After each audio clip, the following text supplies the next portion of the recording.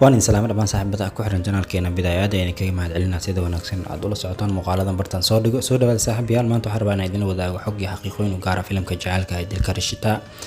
kaasoo kamid ah aflaamta jacaylka Soomaalidu qaar ay aad u xiiseeyaan daawashadiisa markaan eegno filimkan dilka Rishita waxa uu soo baxay 17 January sanadii 2003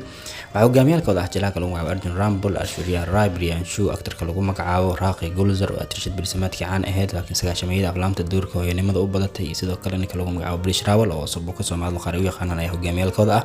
markaan eegno filimka lagu magacaabo dilka Rishita macna ahaan wuxuu noqonayaa xiriirkii qalbiga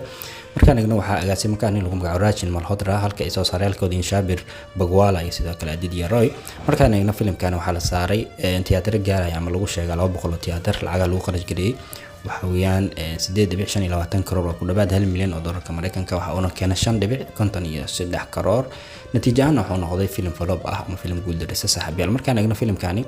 waxa uu noqday filimkii 29aad ee lacagihii ugu badnaa soo xariisay sanadii 2003 markii la eegana qiimeynta sheekadiisa oo shabakada caanka ah IMDb waxay loogu codeeyay filimkan 4.8 taasoo ka dhigan inuu sheekadiisa aad u liidato laakiin Soomaalidu aad ay u xiiseeyaan daawashada filimkani ama فيلم شديد سعد وجعليهن ما دام وياحي جعل مركان أجنا فيلم كان حقيقة كلا جدي بانجلي إنتان أوجد قلنا فيلم كاني وحليه فيلم وفيلم كي طبعات يعني هزيس أنتوا بدنا مع ألبوم كهزيس سعد لو قد سنة دي لو كلين سيد حدي سو مرضو قار حتى وحاجر هيسها فيلم كان هذا حسين سيد هيستا فيلم كان مقعدة تدير كرشة أو كلا markaan eegno marka xaqiiqooyinka laga diiwaan galiyay ilaa iyo dhowr xaqiiqo ayaan ka eegi doonaa waxa leeyahay xaqiiqada ugu horeysa gabadha lagu magacaabo ama tirshadii barsimaadka cankeeda Raaqi Gulzar waxa leeyahay filimkan waa filimkii ugu dambeeyay ay sameeyso kadib filimkan markay sameeyso iska dhaaftay aflaam jelista tirshadan ama maamadan ayaa fanka Hindi ku soo birtay sanadii 1967 36 sano ayayna aflaam jelista ku guda jirtay saaxiibayaal xaqiiqada labaad ninka lagu magacaabo Priyanshu actorka doorka atoraha caawiyaha ka ahaa filimkan ay Soomaalidu xilliga qaar ay dhigi jireen shaleemooyinka wiilka caleer walaalkiis inkastoo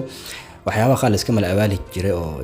ilaa hadda saan aflaam ama warbixin looga helay aysan jirin dadii qaar ayaa ku sheekan jireen wiilka caleer laakiin Priyanshu shaqo shaqo isku malahan asiga iyo Abhishek Bachchan markaan eegno doorka filimkani waxa la leeyahay markii hore booska inta ninkan loo dhiibin Priyanshu ninka lagu magacaabo waxa markii hore loo bandhigay Fardeeqan iyo Rawal Kana ama wiilka Mastaan saad u taqaano way iska diideen in ay sameeyaan doorkani markii dambena waxa loo dhiibay Jalal lagu magacaabo Priyanshu xaqiiqada labaad ama عندي حقيقة صدق فيلم كان كله ذاك دون حويان جلاج لو مقابل أرجون رامبول يصيده كلا أتشد لو مقابل أشوريا راي فيلم كان فيلم كيوري أساسا سمين كده فيلم كان فيلم كلا إسلام أساسا سمين صاحب الحقيقة كلا فيلم كان كله ذاك دون حويان على ليه هاي نك لو مقابل بريانشو فيلم كان فيلم كيسي لبعض سنة دي لو كوني يصدق حيلات دعوة كهر فيلم كانوا حأصاب بحساب نك لو مقابل بريانشو فيلم كلا لو مقابل أبكو بهلي بيكين دكتاه وأصلا سنة كاس الوضع دعوة marka xaqiiqada ugu dambeysay filimkan kala wadaagi doona xawiyaan Jalal lagu magacaabo Arjun Rampal filimkani waxa uu noqday filim asigana ka guul dareysta marka la eego aflaamtiisii waa filimkiisii lixaad uu sameeyo Jalagaas intuu fanka Hindi ku jira xilligaas filimkan waa filimkii shanaad ee ka guul dareystay waxaan xusid mudan ninkan aflaamta uu sameeyo inkastoo ay jecel yihiin Soomaalidana aad u xiiseeyeen daawashada haddana waxay noqdeen aflaam guul daro weyn dhabarka loo saaray tusaale ninkan fanka Hindi wuxuu soo biiray 2001 filimkiisii ugu horeeyay Pyar Ish Aur Mohabbat Soomaalida filimkaas laga maro oo aad u jecel yihiin haddana waa filimkii ugu xumaa awid ay sameeyaan Bollywoodka qarnigii 20aad wuxuu noqday film disaster ama film burbur saaxiibayaal filmkiisa laban deewana ban ayuu ahaa flop ayuu ku noqday waxa uu xogay film lagu magacaabo Mushqa disaster ku noqday hal aan qeyn ayaa guuleystay aan qeynna door caawiyo kala hawa Akshay Kumar iyo Atorayal ama Abhishek Bachchan oo aan dhahay ninka lagu magacaabo Amitabh Bachchan ayaa filmkaasi ku jireen filimka shanaad waxa weeyaan Dilhe Tumhara filimkana waa filimkii lixaad dilka Rishita